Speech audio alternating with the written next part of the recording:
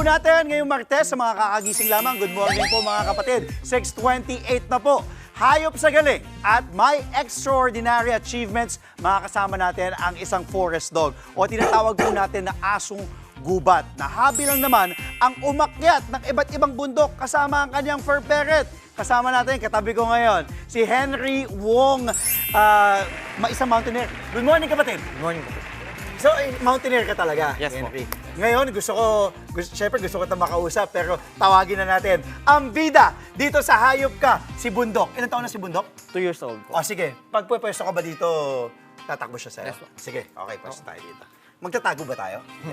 Ha, hindi? Hindi na po. Akala ko tataguan tayo dito. Okay, tawagin na natin si Bundok. Bundok. Asus! Asus! Good boy. Ilan taon? 2 2 years old po. Tapos, boy, no? Yes Uy, po. Oh, yeah, mukha naman boy. Ayan. Bundok kami eh. Wholesome tayo, baby. Si Bundok, mula nung papi pa lang, ay nakuha mo na. 2 months old po nung nakuha ko siya sa Atok Benguet. Kalma, Bundok, kalma. Ay, hindi, yakap lang talaga siya. Yes po, yakap lang Very po talaga. sweet siya sa'yo. Yes po. So, 2 months nakuha mo sa... Atok Benguet po. Atok Benguet? Yes po. Ibinigay po siya sa akin ng mga lokal po doon. Ang asong gubat po, na-feature na rin namin sa Hayop Ka sa Good Morning Kapatid. Parang mga mahigit 30,000 to 36,000, 33,000 years daw yung saan sila nag-originate dito sa Pilipinas. Indigenous breed sila, diba? Yes. Tapos talagang mga Aita pa lang talagang ginagamit sila sa mga bundok, Yes diba? po. Okay, dun sa mga kakanood lamang, ano ba ang asong gubat? Isang mabilisan, ano ba ang kanilang mga traits? Ang asong gubat po ay isa pong native dog o Philippine forest dog. Ayon po sa history, kasama po siya ng mga ninuno natin na nangangaso po nung unang panahon po.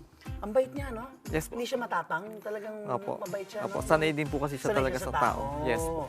Okay, dahil mahilig nga daw kayo umakyat ng mga iba't ibang klaseng bundok. bundok. Ano yung hobby nyo? Talagang Opo. banding nyo? Opo, banding po talaga po namin. Nag-start ko po siyang itrain Oo. sa bundok nung 8 months old po siya. Tuta pa lang, inaakyat mo na? Yes po. Grabe. Pero okay naman siya, hindi nag-e-enjoy siya. Opo, nag-enjoy. Sobrang enjoy po siya pag talagang nasa gubat siya, nasa bundok. Kapatid, mga ilang bundok na sa kabuuan ang naakyat mo na kasama si Bundok? Magkasama kami together na umakyat, 16 mountain na po.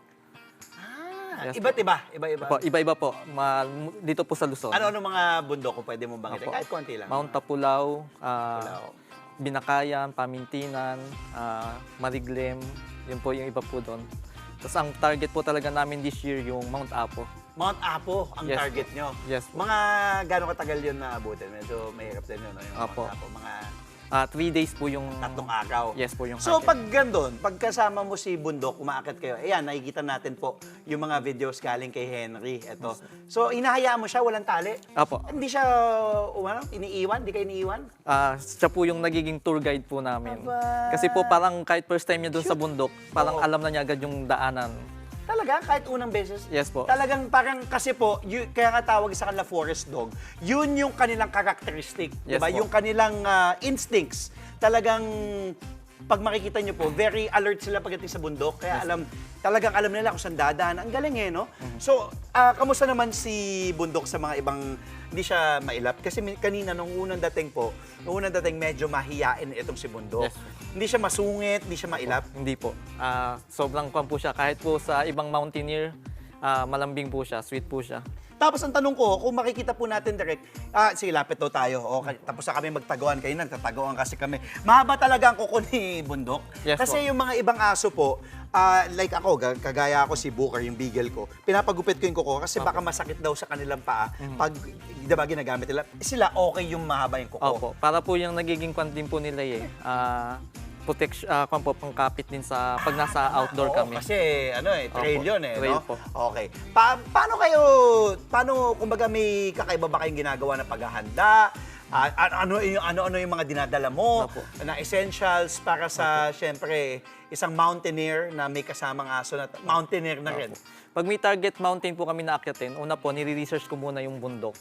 Kung ano po yung difficulty po niya. Pag yung difficulty po niya is kaya ni bundok, kaya po naming lahat, game po kami ni bundok. Tapos po, ang paghahanda po namin doon, 2 days before, nagja-jogging po kami.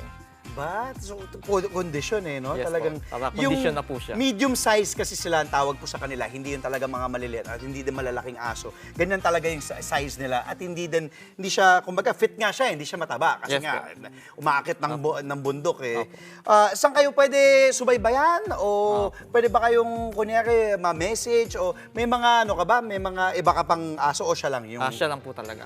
pati hindi ka nagbebenta, di ba? Hindi po. Kung, kunyari, may ma-re-recommenda ka naman, kung may nanonood sa atin ngayon, gusto ko din subukan mag-alaga ng forest dog. Opo. Pwede kang i-message. Opo, pwede niyo Sige, po akong go i-message ahead, po Henry. sa aking Facebook po na Henry Wong.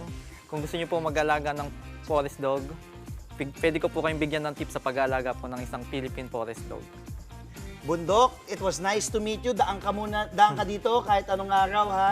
Pwede ba iparam sa akin to? Hindi, no? Medyo mahihain lang talaga siya sa'yo. Update po namin kayo pag naakyat namin yung Mount Apo. Sige, please. At padala mo kami ng mga litrato at mga videos. Yes, Wala siyang tricks, walang talagang Opo. ano lang talaga siya, Opo, Yung outdoor kumbaga, activity talaga. Outdoor activity, companion dog Yes siya. po, companion dog. At matalino talaga siya. Maraming salamat sa oras mo, kapatid. Thank you, Thank you Henry. At alagaan mo ng gusto itong si Bundok. Natatakot sa akin. It's okay.